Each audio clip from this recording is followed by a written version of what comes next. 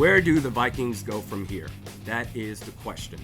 In terms of the now, they're 1-4. Quite honestly, for me, this season, it's whatever.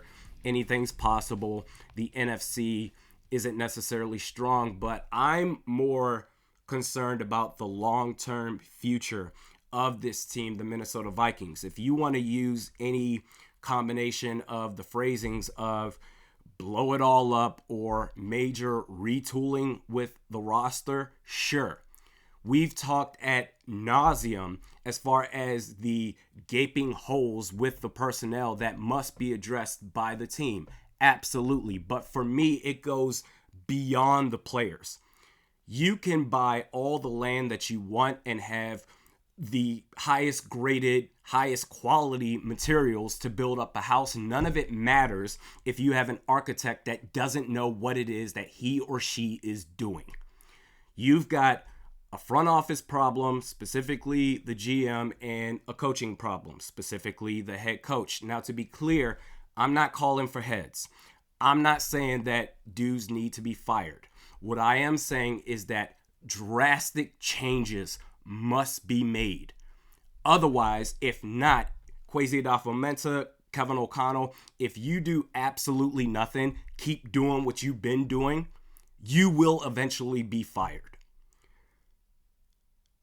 Kevin O'Connell, Kwesi Adolfo-Mensah, they are great salesmen. When they first got brought in, and the job of a salesman is to get you to buy in to what it is that they are selling.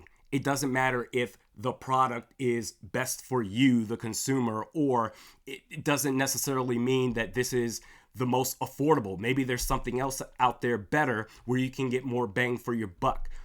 Salesmen, we want to get you to buy in to what it is that we are telling you. And when they came in, I was just blown away. I bought in. They, to me, seemed like two individuals that they get it. They understand the issues that caused a new regime to be hired in the first place, that they're going to address it head on. And oh my God, Kwesi Adolfo-Mensah is so damn smart, came from Wall Street, and Kevin O'Connell comes from the coaching tree of Sean McVay. This is going to be fantastic. We're finally going to get the most out of this team. And we haven't gotten that. The results are all that matters. And so far, it's been a disaster. The term competitive rebuild, you can say that you're trying to do that, but you're not competing right now. And you don't, as far as rebuild, there's nothing that exists right now within the organization outside of Justin Jefferson. If you don't continue to piss him off to where he wants to get traded elsewhere, there's nothing really beyond him, Jordan Addison, Christian Darrisaw, if he's healthy, Ivan Pace Jr. There's nothing beyond that to say, okay, at least there's a clear plan that is so obvious to everyone else. You don't have that right now. I'm going to start with the GM, Kwesi Adolfo-Mensah. As far as the changes that he needs to make, reorganize your football operations department. It's clear that I don't care if it's scouting, Ryan Grigson, for example, who, by the way, when he got fired, when his job as GM with the Indianapolis Colts was terminated, Pat McAfee, former player of the Colts, tweeted out, "Unwarranted arrogance just ran into a brick wall called karma."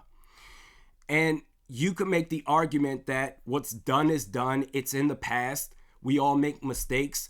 We all change as the years go by. You could say that maybe he has changed his ways, and maybe you're right. But in terms of football, that same man, when he was GM of the Colts, failed Andrew Luck.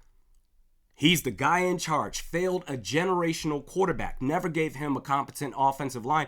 They took the offensive line seriously once Grigson was gone. That same man, Ryan Grigson, is currently the senior vice president of player personnel for the Minnesota Vikings. That guy, who for Kwesi Adolfo-Mensah, that's your right-hand man.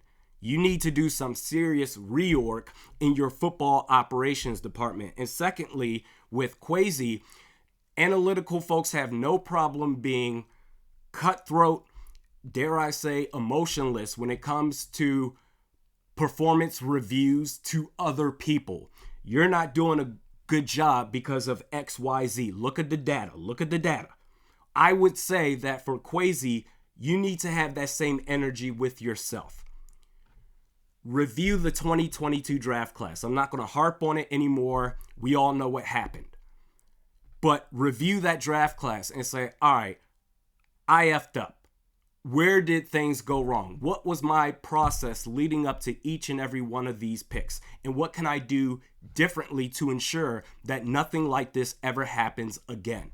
Some self-awareness needs to be exercised. And for Kevin O'Connell, delegate, delegate, delegate.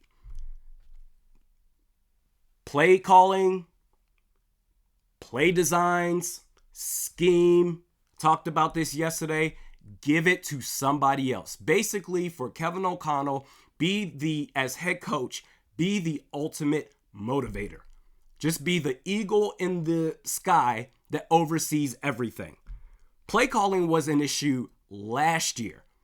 It really was, but you went 13-4, so it's like, okay, well, he'll just improve upon it going into 2023. He hasn't improved at all, and I would argue that it has actually regressed. It has gotten so much worse. They're 1-4. I would say coaching is the main reason behind that. It's ridiculous. Mike McDaniel. I talked about yesterday how Kevin O'Connell seems to be using just a blanket game plan. Because the Miami Dolphins they have the number one offense in the league currently. The Vikings, they are top 10. They're 9th in the league. We say Justin Jefferson is the best receiver in the league. I also say that, Jordan Addison could be Jalen Waddle. That 1-2 punch at receiver, that's basically what you have in Minnesota. It could be better. You give Mike McDaniel these receivers, I promise you they're going to be top 5 offensively.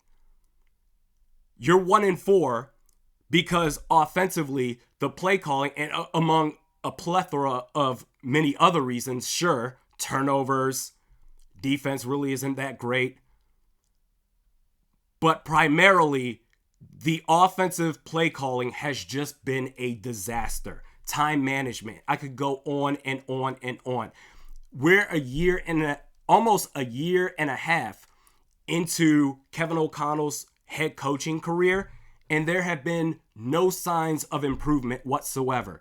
You guys review film. I'm sure that you go back and look at the tape as far as, okay, what went wrong here, and you guys still roll out the same bum-ass project week after week after week.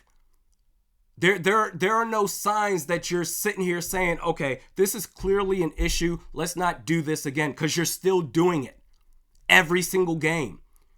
I think it's safe to say, seen enough to where it's like, just give it to somebody else. If it's not in-house, if it's not Wes Phillips, then have the awareness to say, maybe someone else needs to be responsible when it comes to the X's and O's. It doesn't mean I can't still be a head coach, but in terms of on-field management, let's go ahead and give that to somebody else to take over with. It doesn't matter whether you have Caleb Williams. We're talking about the Caleb Williams tank for Caleb Williams or Shedeur Sanders. And if you beef up the offensive line more and you get some players on the defensive line and corners, and the players is one thing, but it doesn't matter how great of a roster that you have.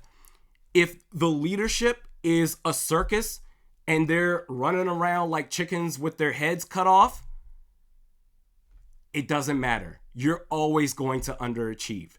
Drastic changes need to be made from the players and beyond.